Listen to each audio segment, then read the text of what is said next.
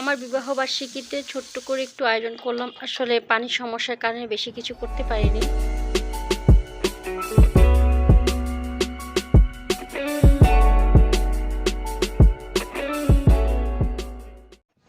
আসসালামু আলাইকুম, সবাই কেমন আছেন? আশা করছি সবাই ভালো আছেন। তো এই যে একদম সকালে উঠে আমি আন্তিকা স্কুলে যাই, তাই সকালে উঠে একটু বারান্দায় এসেছি আর দেখতে অনেক ভালো লাগছিল। আকাশটা মেঘলা মেঘলা লাগছিল।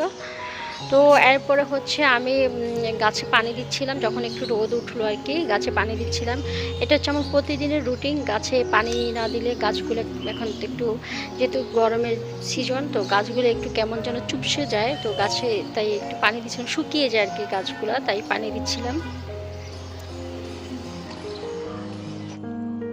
তো ওই বারান্দাটা দিয়ে এখন আমি এই বারান্দায় চলে এসেছি। এখন এই বারান্দায় যতগুলো গাছ আছে সব গাছে আমি পানি দিচ্ছি।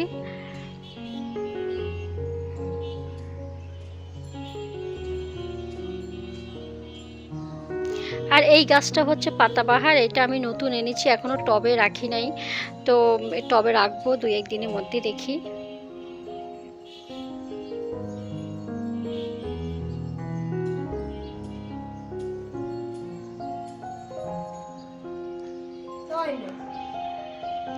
আর এখন হচ্ছে আন্তিকাকে স্কুল থেকে নিয়ে এসেছি। এই যে আন্তিকা এসে হচ্ছে স্কুলে কথা বলতে থাকে, প্রতিদিন এসে আধা ঘন্টা ধরে শুধু আমার সাথে কথা বলে। তারপরও চেঞ্জ করে বললাম চেঞ্জ করার জন্য তাড়াতাড়ি করে।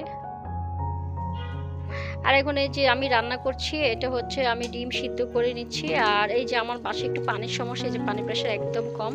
গত 2 দিন আগে আমার বাসায় পানির সমস্যা ছিল, এখন আলহামদুলিল্লাহ ঠিক হয়ে গিয়েছে 2 দিন আগে আর কি। আর আমার হচ্ছে অ্যানিভার্সারি ছিল, তো পানিরও সমস্যা ছিল, তারপরে একটু রান্নাবান্না করেছি। আর এখানে হচ্ছে আমি মুরগি ভেজে নিয়েছিলাম, আর এখানে হচ্ছে ডিম সিদ্ধ করে ডিমগুলোকে এখন ছিলে হালকা একটু ভেজে নিচ্ছি। আমি হচ্ছে ডিমের কোরমা করব। তো তেলের মধ্যে পেঁয়াজ বাটা দিয়ে দিলাম 1 চামচ, আর আদা রসুন বাটা দিয়ে দিলাম সামান্য পরিমাণে, দিয়ে দিলাম আদা রসুন বাটা, দিয়ে একটু কষিয়ে নিচ্ছি মশলাটাকে। আর এখন পানি অ্যাড করে দিয়েছি মশলাটাকে কষিয়ে নেওয়ার জন্য। আর এখন হচ্ছে লবণ দিয়ে দিচ্ছি। আর এখন দিয়ে দিলাম আমি গুঁড়া দুধ, 2 চা চামচের মতো গুঁড়া দুধ অ্যাড করেছি। আসলে আমি ডিমের কোরমাটা সিম্পলভাবে করার চেষ্টা করি, কিন্তু খেতে মজা হয়, আমি সিম্পলভাবেই করি। তো এখানে গুঁড়া দুধ দিয়ে এখন সামান্য পরিমাণ আমি 1 চা চামচের মতো হচ্ছে চিনি অ্যাড করেছি, আর সামান্য পরিমাণ আমি ধনিয়া গুঁড়া দিয়েছি। দিয়ে কোরমাটাকে আর কি মশলাটাকে কষিয়ে নিচ্ছি। আর ওই চুলে হচ্ছে আমি মুরগি রান্না করব। তো ওখানে হচ্ছে পেঁয়াজ একটু ভেজে নিয়ে এখন হচ্ছে আদা রসুন বাটা, তারপর যা যা লাগে সব কিছু, পেঁয়াজ বাটা সব কিছু দিয়ে দিচ্ছি,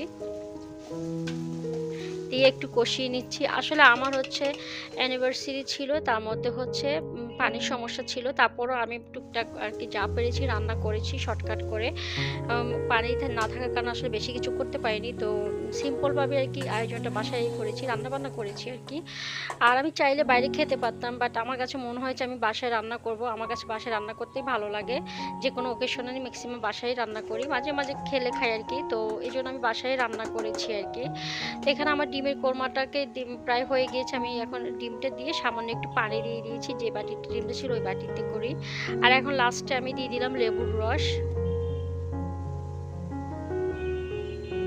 আর এখন দিয়ে দিলাম আমি কেওড়া-সেন্ট। আমার ডিমের কোরমাটা হয়ে গিয়েছে।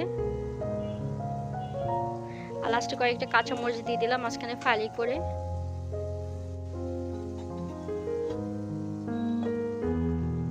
আর এখানে আমার হচ্ছে মুরগি মশলাটা হচ্ছে কষিয়ে নিয়েছি, এখন মুরগিগুলোকে দিতে আমি হালকা ভেজে নিয়েছিলাম। আমি আলু অ্যাড করেছি, আজকে আলু দিয়ে আর কি মুরগিটা রান্না করবো, এটা দেশি মুরগি আর কি, তো আলু দিয়ে রান্নাটা করব। আর আমি পরে মুরগিটাকে কষিয়ে পানি ঝোল অ্যাড করে দিয়েছি, মুরগি রান্নাটা হয়ে গিয়েছে। কয়েকটা কাঁচামরিচ দিলাম মাঝখানে ফালি করে, লাস্টে দিলাম গরম মশলা, আমি প্রথমে একবার দিয়েছি।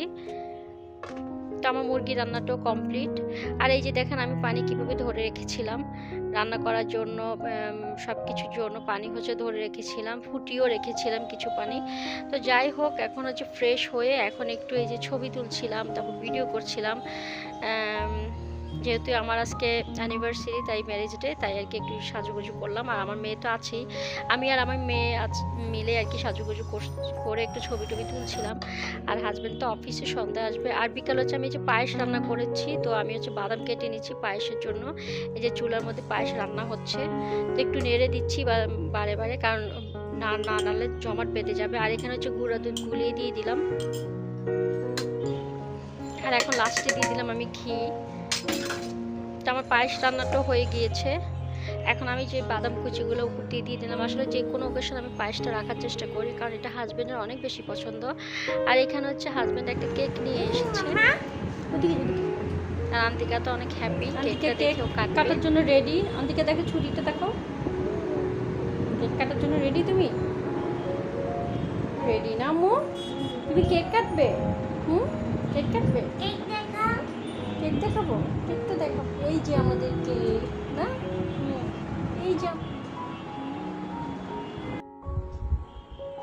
আর এখন আমি আমার মেয়ে কেকটা কাটছিলাম, হাজবেন্ডকে বললাম, হাজবেন্ড বললো যে তোমরাই কাটো, আসেনি আর কি কাটার জন্য। তো পরে আমি আমার মেয়ে কাটছিলাম কেকটা।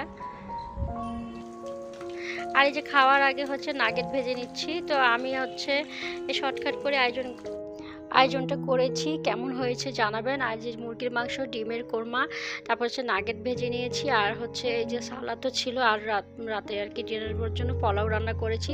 তো ব্লগটি এ পর্যন্ত। আল্লাহ সবাইকে সুস্থ রাখুক, ভালো রাখুক। আল্লাহ হাফেজ।